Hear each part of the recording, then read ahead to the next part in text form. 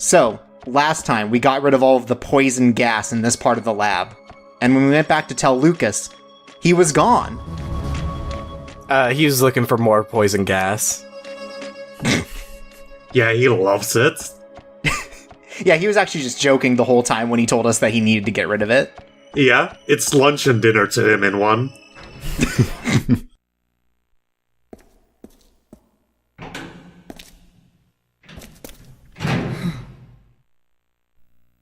This is security. All units stay. Hermetically sealed bathrooms, that sounds like an absolute fucking nightmare. That's not a bathroom. It's Dr. Boskanovich's lab. Oh my god. Geppetto Boskanovich. I did not know that. Yeah, I believe this is the only reference to Boskanovich's first name in all of Tekken. I think it's canon, because I think he is G. Boskanovich in other games. That's so fucking funny. Some random Russians just decided to name him after the fucking guy from Pinocchio. Yeah, this is the Lies of P crossover. Well, I'll be telling you, he's been working a lot of strange research that might make you think that he's as twisted as any of the Lies of P characters. Dr. Boskanovich is a good scientist. You're right. You've misunderstood. Do you think he refers to Gon as his little wooden boy? Yes. He looks so normal here. This is fucked up. That is completely photoshopped. There's no fucking way that's real. Yeah. Well, again, this is a prequel. He was probably like doing his hair to look better, and in the time since, Here and Then, he really got into the mad scientist role. That was fully a photo of Boskanovich trying to prove to people that he has friends. Yeah. Right, it's like, oh, this is my coworker. We talk sometimes. Yeah, that version of Lukas is like AI generated. Hey, if you're a scientist, you can just make your own friends. That's true. Yeah. It's like a cutout. But seeing him there made me think, like, man, Larry David would be perfect for live-action Boskanovich. Beats me. No, you're not really holding up your end of the conversation. So here's a cool thing. So if they can't get up enough to speak, they can't alert the rest of the enemies that they are being killed. That's actually, like, a lot more nice than a lot of other stealth games.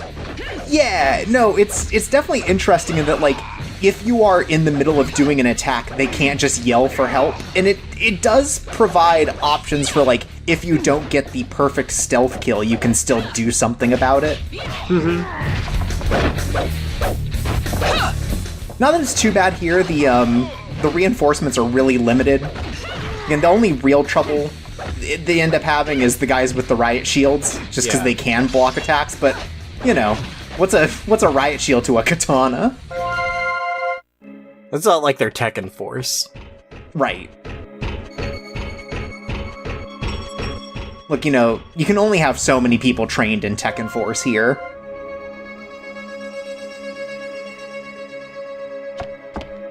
I really wish, more edible rats. A little, sorry. It's like a piñata. I just really wish we got to see Nina wearing all of her tactical belts as she gets them.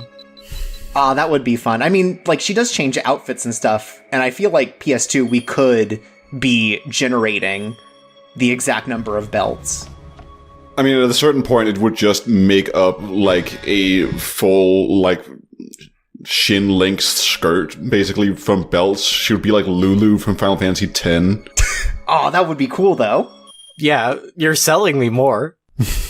Yeah, she could use it to patch up all those frickin', like, holes in her clothes. Yeah. Oh, yeah, she could just tactically put them over. Plus, then it's probably, like, easier to get access to all of the weapons, too. Mm-hmm. Yeah, it's like a utility kilt. Yeah. Honestly, this game has convinced me, and many other PS2 games thinking about it, if I am ever called to be like a super spy, I'm definitely taking a sewing kit with me. Mm-hmm. Just in case, yeah, you don't want to be caught like this, right? Like, Yeah, you don't want... Like, you don't want the Prince of Persia Sands of Time where your state of undress to indicate how far you are in the story. Yeah. right, because you don't want people to know, like, oh shit, am I in endgame? Right, like your enemies? Yeah. I mean, listen. He's only got, like, a single piece of cloth covering his crotch. We must be post-game, boys. I was very much enjoying Nina just, like, stancing with a katana out of nowhere, even though there were no one else around. Like, I'm finally alone, now I can finally practice my fucking katana arts. Yeah. Right, yeah. No, when she gets out of this, she's got a job where she has to, like, pretend to be a sword dancer. No, she just stands in front of her full-length mirror and, like, practices her stances. Right, I mean, look, you gotta look cool if you're doing assassin shit. She's doing all these katas. Looking at the full body-length poster of Sasuke she has in her room. Yeah. It's like, one day, I can be as cool as him. She's, like, really pissed that Lars got into the Naruto fighting game, but she didn't. And that starts a rivalry in Tekken 8. Like, this is canonical.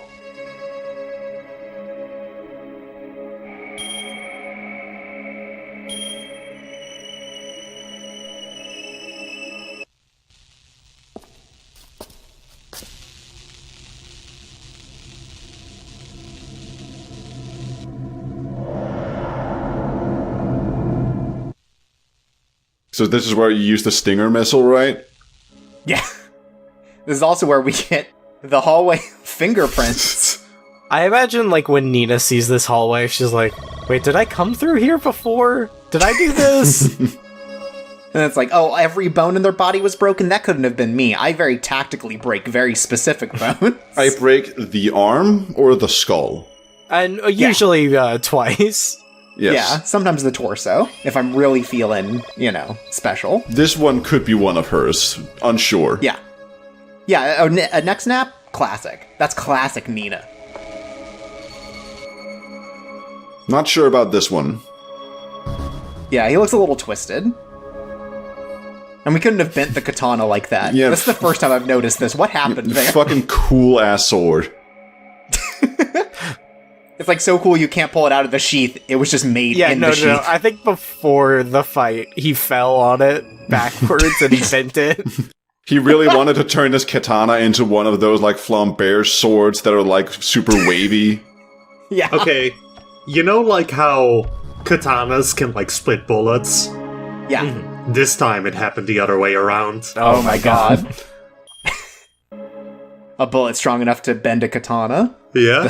The strongest force known to man. Goemon fucking shivering in his boots, or his sandals, I guess. It cost $1 billion to make. The crew that was on call were, like, super bored. They tried to do, like, their own little Mythbusters thing and kept shooting at a katana and to try and see if they could split a bullet. Right. Yeah, that's what happened to the Tekken Force, like...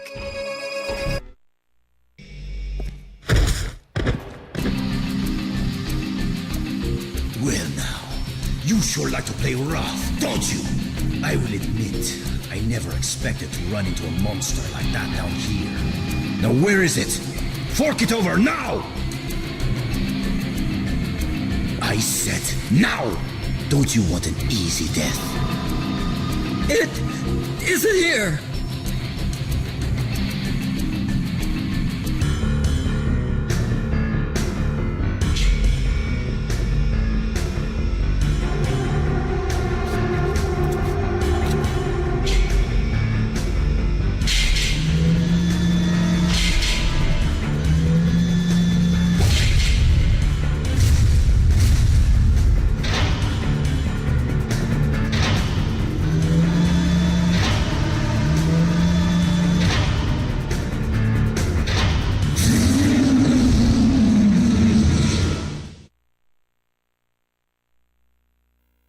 So, welcome to our boss fight against the J-Robot. It's got a couple of attacks. The first one here is it has a bunch of, like, propeller blades that it throws out. Also, it can smack you. Yeah, it's also got a smack. It's got this fire breath that'll go around. It has different moves depending on if it's standing up or if it's in, like, the all-fours position. Also, the propeller blades will eventually just, like, fly at you. But if you hit it enough, it'll go prone, and that gives you a chance to hit its weak spot, which is its head. It just has, like, random bones inside of its metal casing. And, you gotta break them. I mean, I could totally see Boscanovich for some reasons thinking like, well, we need to put an actual skull in this, because why wouldn't we? We are already playing God. Right, it was this sort of move that would eventually inspire, like, the Five Nights at Freddy's thing. Yeah. Where they put the bodies in the animatronics. I just love the stock sound effects that happen whenever you hit it. It's good. So when he goes on all fours, eventually he'll run up the wall and then try to drop on you from the ceiling. It's like you're fighting an Ed, Edd and Eddy robot. But you have a lot of opportunity to attack when prone. You want to use that to do your focus moves, but if you don't have it, it'll just take extra damage. The only thing you really have to worry about at that point are the propellers, and, like, when they're actually coming down at you, they throw a laser so that you know ahead of time. Like, it's not that hard, it's more that, like, he doesn't actually take any, Stagger. or he doesn't take any stagger until you've done enough damage.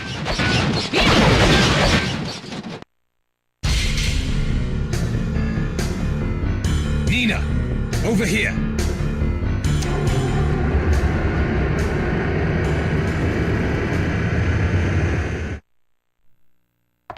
So, the second stage of this fight is exactly the same as the first, except that our partner is here, and if we can stagger the robot in front of the laser, it ends the fight early. What if you're also in the laser? This feels really pointless. You don't need it, but it is just a way of, like, I guess, ending the fight a little early. Not that it's really that important. It makes Adam or whatever feel good. Yeah. Or is he John Doe? What is his name? No, the other one's John. His name's Alan. That's it.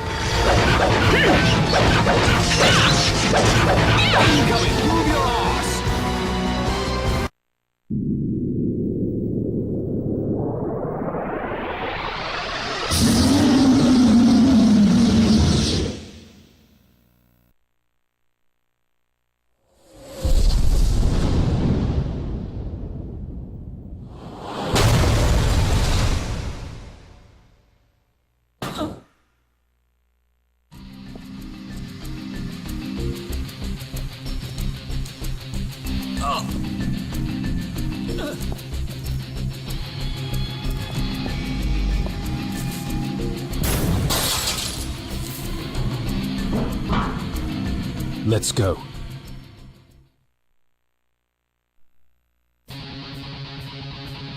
Anyways, before we go check in on that, I'm sure we have plenty of time. We'll take a quick save. Nina's just looking for the signal. She's gotta check Twitter before going. Yeah, anyone update? Do I have any notifications?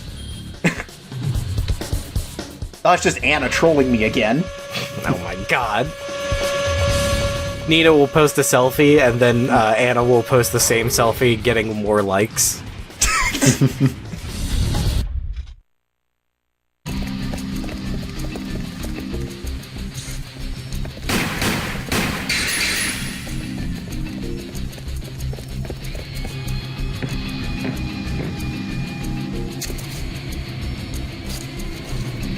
Well, are we on the air?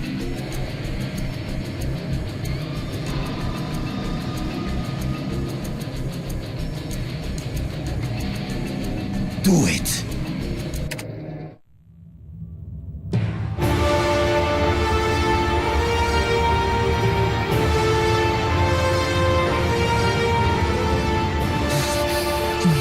Come on, I gotta get this right. I'm not gonna move. Start the move.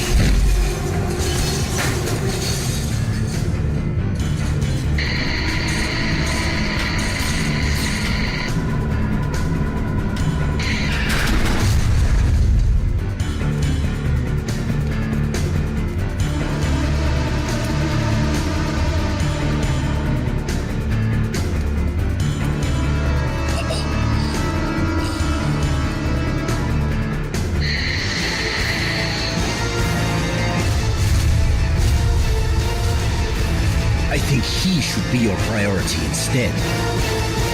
How about it? You and me, partners.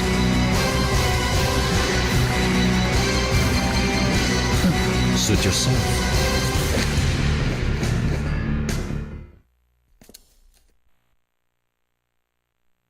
And so, welcome to Enrique round 2. He no longer has a katana. He has a number of smaller blades. And the robot will run through and run over him.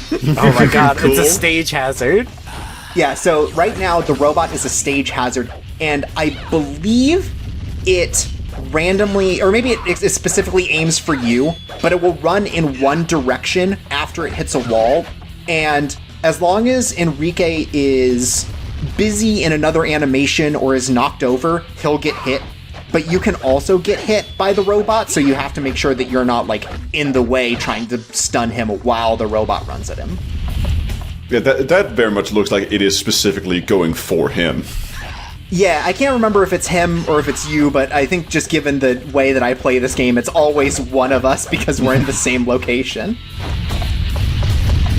But I just love watching this little guy run by. Yeah. So Enrique's moves are much faster now because he's using knives, and there's just a lot more of them. there Right. you see him get knocked over. Right, knives are faster than swords. Yeah. And so he becomes a lot harder to hit because it's not like he's blocking the same way that he was before, and he doesn't have these, like, big wind-ups. You kind of have to specifically dodge out of the way and wait for him to be done before you can do kind of a small combo on him. And he just attacks back much faster. He has a lot more acrobatic moves. One interesting thing, though, that I didn't get to show off because all of the boxes I could have jumped on got destroyed. If you jump on a box in this fight, he just can't hit you. Like, he just doesn't know what to do. By the way, is a good way for him to take damage is to make him block an attack just about when the robot's getting over there. That's like an option, because like as long as he's in the block animation still, he'll get hit. Like he can't cancel into a dodge, basically. That's all. But yeah, the big idea is that you want the robot to be doing a lot of damage for you in order to take advantage of that. But it's like hard to kind of balance, again, like making sure you don't get hit and making sure that he's prone. Like, this is really funny to me. This feels like if you were at Home Depot and the forklift was just going crazy, just like going through the aisles. They just set it up like a Roomba, right? And it's just going through. I think that actually sounds like a cool hazard. I feel like we need something like that. Yeah. Yeah, we need the Lowe's stage in Tekken 8. Yeah. So once you've reached, I think it's like a half, maybe it's like a third of health left, the robot actually walks into the corner to die. Oh, that's so sad. Yeah, as you can see, it's shutting down now, and so it is no longer a hazard, and you just have to fight Enrique the normal way. We should have never shot it with a laser. Yeah, you know. Unfortunately, if you beat him the normal way, Alan still shoots him with a laser at the end. He's like, but I wanted to shoot the robot with a laser. Yeah. Anyways, I need to use up some ammo, so... You know, I don't know if this is gonna go on, like, the entire time, but I do feel in the latter half of this game, the bosses seem to get a lot more mechanically involved than you would expect from a PS2 game. Yeah, no, definitely I feel like these bosses have a lot more going on, generally. They definitely become more interesting than where they started. Yeah, which is interesting, because I feel... some of, like, PS2 games kind of have a lot of their best bosses, like, as the first 2 or 3, right? Yeah, no, I get you. And it's nice that even on refights, they, like, basically you're fighting a different guy. Like, moveset-wise.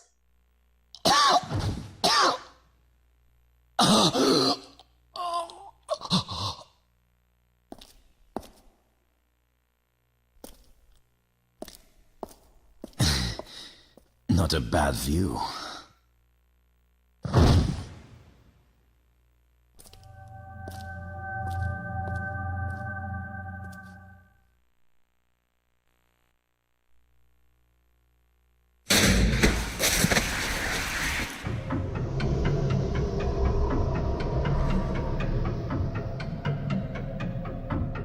Not again.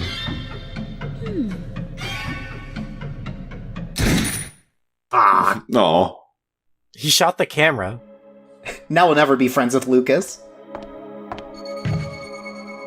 To be fair, Lucas did just, like, blow up, like, a battleship with probably 1,000 people on it. It was under duress. It's okay. yeah. Yeah, look up the law. Lucas only does that when he's very stressed. Yeah. Also, so we got to see Boskanovich's journal. Now let's see Lucas's. He's just so petty. I hope at the end it has the same picture, but Lucas is frowning at it. Yeah. He just ripped Boskanovich out of the picture. Like, that's how Boskanovich got the picture, is he used, like, the face app to make Lucas smile. Lucas edited it to be like, friendship ended with Boskanovich. Now Big Robot is my new friend. And he didn't get a chance to fix it after the big robot chased him through the mines. We get, like, Lucas's last journal before he died, and it's just, like, a picture of, like, I love Nina, she's so nice to me.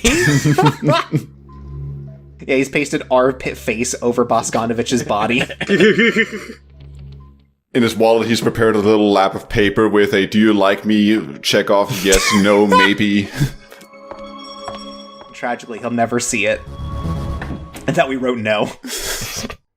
Rest in power, Lucas. Lucas Conda forever.